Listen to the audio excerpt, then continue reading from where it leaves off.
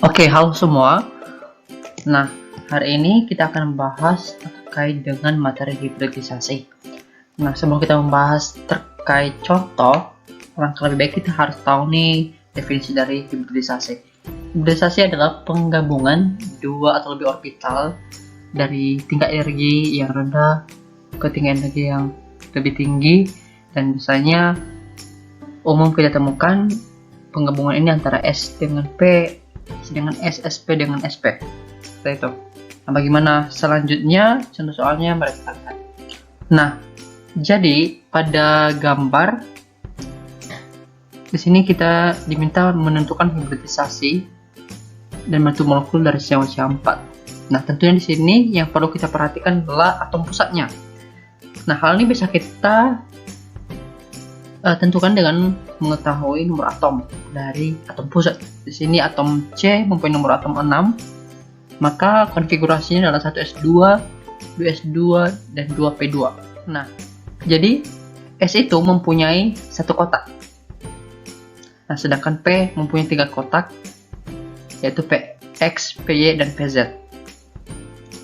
Nah, di S elektron itu terdapat 2, maka kotak S otomatis terisi penuh.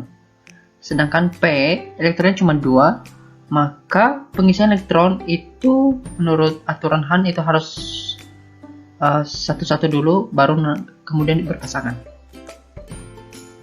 Nah, kemudian di sini terlihat terjadi promosi elektron, dan terlihat elektron dari S tinggal satu lagi, dan oleh karena hidrogen itu berikatan dengan C sebanyak 4, maka elektron dari H otomatis menyumbang ke masing-masing kotak ini, atau ke orbital S dan ke orbital P. Nah, hasilnya adalah kita melihat masing-masing kotak ini terisi penuh, dan hibridisasinya adalah sp3, dan bentuk molekulnya adalah tetrahedral. Nah, sekarang bagaimana menentukan hibridisasi satu atom dalam suatu senyawa yang ikatannya itu rangkap? Kalau yang kita bahas tadi adalah ikatannya hanya tunggal, sedangkan di sini adalah ikatannya rangkap 3. Nah, di sini kita diminta untuk menentukan hibridisasi karbon dari senyawa C2H2 beserta dengan molekulnya. Nah, prinsip yang sama masih kita pakai. Jadi kita melakukan konfigurasi elektron. Tentunya ini secara subkulit dan berdasarkan nomor atom. Nah, kemudian hal yang berbeda adalah kita harus menentukan struktur Lewis, ya, dari C2H2 atau senyawa yang ini kita hibridisasi. Kenapa? Karena ini sangat berpengaruh nanti pada hibridisasi. Jadi di sini kita bisa melihat ini ada ikatan sigma.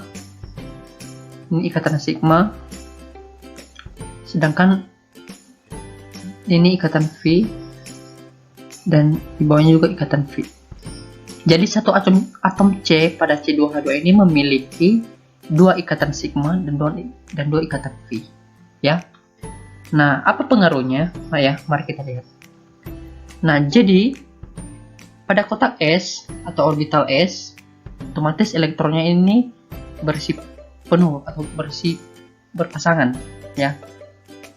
Dan di P itu cuma 2, karena menurut aturan Han hanya boleh diisi satu-satu dahulu baru kemudian berpasangan.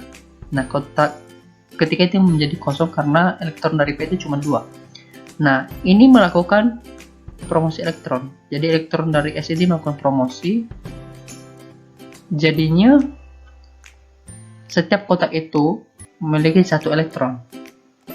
Promosi juga sering diistilahkan dengan eksitasi, ya.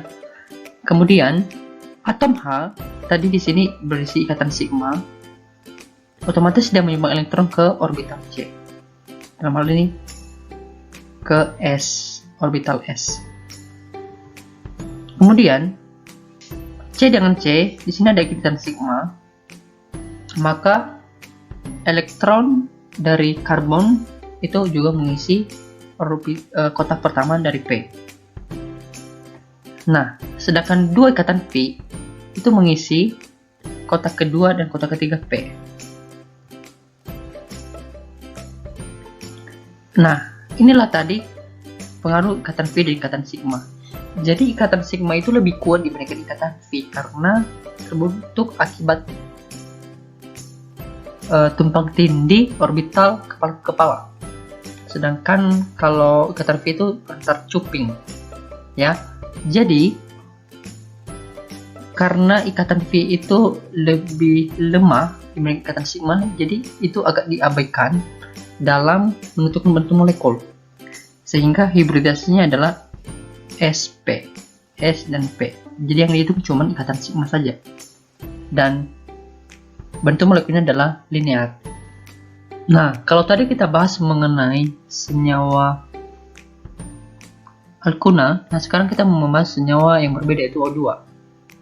Nah, kita diminta untuk menentukan hibridisasi dari atom O dalam molekul atau senyawa O2. Nah, masih prinsip yang sama, kita harus menentukan nomor atomnya dulu, kemudian baru bisa mengetahui konfigurasi elektronnya. Dan yang paling penting adalah kita harus membuat struktur Lewisnya. Nah, di sini kita diminta untuk memperhatikan satu atom, yaitu O. Jadi dapat dilihat bahwa O ini mempunyai dua pasangan elektron bebas dan satu ikatan sigma dan satu ikatan V. Jadi dalam ikatan rangkap, baik itu rangkap 2 maupun rangkap 3, dalam rangkap 2 ikatan sigma itu tetap satu, sedangkan sisanya adalah ikatan V. Demikian juga dengan rangkap 3, ikatan pertama adalah ikatan sigma, sedangkan 2 sisanya adalah ikatan V. Nah, pengaruhnya masih sama seperti contoh pada sebelumnya. Nah, jadi ikatan sigma ini adalah hasil bentukan dari ikatan antara O dengan O, ya. Sedangkan S ini dengan kotak pertama pada P itu adalah pasangan elektron bebas dari O. Nah, kemudian oleh karena ikatan V itu lebih lemah, maka dia diabaikan dalam bentuk molekul atau istilahnya tidak terlalu berpengaruh, sehingga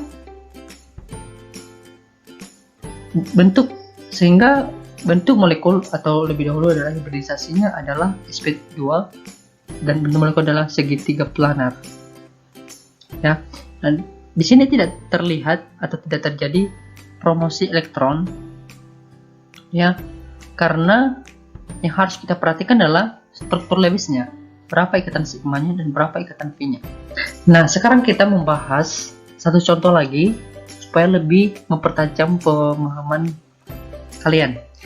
Jadi kita diminta untuk melakukan hibridisasi pada atom karbon dari senyawa C2H4. Kita juga nanti akan menentukan bentuk molekulnya. Nah, prinsip yang sama, kita harus menentukan konfigurasi elektronnya terlebih dahulu. Kemudian kita harus membuat struktur Lewis. Nah, bagian yang harus kita perhatikan adalah satu atom karbon. Jadi tidak semua, ya. Nah, kita memperhatikan siapa saja sih yang berikatan dengan karbon yang satu ini.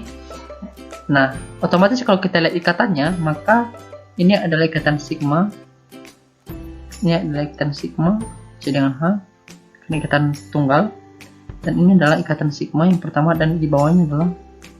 Nah, ini nanti bakal berpengaruh, ya. Nah, kalau kita perhatikan orbitalnya, maka di sini terjadi promosi elektron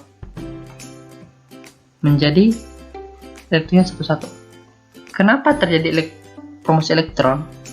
Karena nanti masing-masing dari kotak ini akan diisi oleh elektron dari C, kemudian H, dan juga H di bawah ini, ya, sehingga jadi promosi elektron atau istilahnya tereksitasi elektron dari S.